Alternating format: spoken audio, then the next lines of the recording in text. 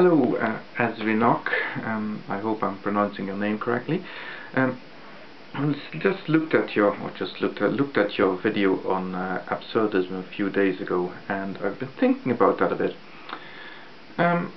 And rather than beating around the bush and making a big long hullabaloo about it, I'd just like to run a couple of points by you. And the first one is about absurdism itself. I think what seems to be happening there is that as you are arriving at your conclusion about absurdism, that life is intrinsically absurd and so on, you seem to be taking basically an external view on life. It's like you're abstracting yourself away out of life, and then from above you're looking down on life, and from that perspective you're concluding that life is absurd. And that seems to be a bit odd to me, because in the end, we are not outside of life. We don't look down on life and make our decisions that way. We are an intrinsic part of life. We and our lives are inextricably linked to each other.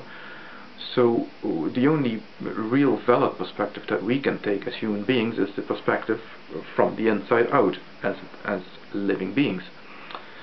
What I would like to compare that to, in a way, is the second law of thermodynamics. It's not a very strong analogy, but hopefully one that makes a little bit of sense here. In the second law of thermodynamics, it is stated that the ability of a system to do work deteriorates over time, and that is a law that cannot be broken, essentially. So people have proposed ideas like the heat death of the universe, where in the end it will all just wind down into a meaningless, featureless soup where nothing happens. But within that, even though that's true for the universe as a whole, within that you'll see little islands of lower entropy appearing in places where there is a throughput of a lot of energy, and that is what we know as life. Life is islands of low entropy within a sea of ever-increasing entropy. And I think in a similar way to your overall observation about absurdism, where reality as a whole is absurd and meaningless, and life is meaningless and all that good stuff, we have little islands of meaning, personal lives of individual people or intelligent beings that aren't devoid of meaning. And you hinted at this yourself when you said, we make our own meaning, and that's very true. You also brought up the example of Sisyphus pushing the rock up the hill, and again, we can all look at Sisyphus and come to the conclusion that his plight is absurd and meaningless. But nobody except Sisyphus can know what it's like to be Sisyphus, and what it is like to push that boulder up the hill. And I think it is also important to realize that maybe Sisyphus might find, in the knowledge that he's being punished, he might find some sort of solace about what's going on, and might actually derive some meaning from that.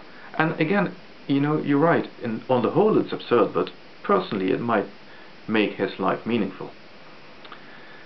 The last point I wanted to raise is the final point, the observation that we're all going to die.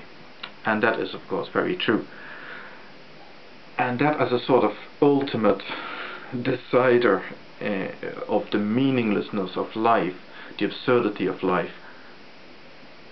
But I think what you're forgetting there is that death, for most of us, is like the North Pole. It is a place that we're never going to get to. And I'm not proposing some sort of eternal life or anything like that. Just like, the North Pole is some place that I'm most likely never going to get to, which doesn't mean that I will for eternity not go to the North Pole. I'll just never get to the North Pole.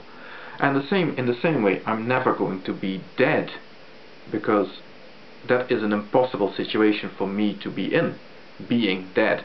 I'm going to die. And people who will survive me will certainly look down on my body and say, that person is dead. But I'm not going to be dead. I'm not going to get to that point. You know, by the time I have gone through the process of dying, I'm gone. So I will not be in a position where I can then look back on myself and say, I'm dead. Because, like I pointed out in my first episode on death, episode D1, death is not a state of being.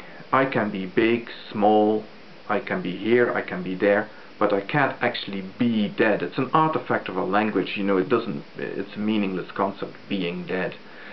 You can't be dead. So, if you realize that, then you'll realize that your life is not only all that you have, obviously from a naturalist perspective, but also that you will never actually be removed, and I mean removed as in being at a removed from your life. Your life is always going to be immediate and imminent to you. So what is happening to me today, I will never be very far removed from what's happening to me today. A couple of decades at the most. And that's all. So in actual fact, that makes my life all the more meaningful, because it means that my life will never kind of be submerged into an eternity, for example, or that my life will never be forgotten, because I will not be there to forget it. And I think that's the ultimate sort of antidote against the real absurdism idea, because, you know, my life can't be absurd to me, because it is my life and I'll never be away from it. And I think that might be something worth considering. Yes, in the greater scheme of things, life is absurd. My life is absurd. But not to me it isn't. Your life is absurd, but not to you it isn't.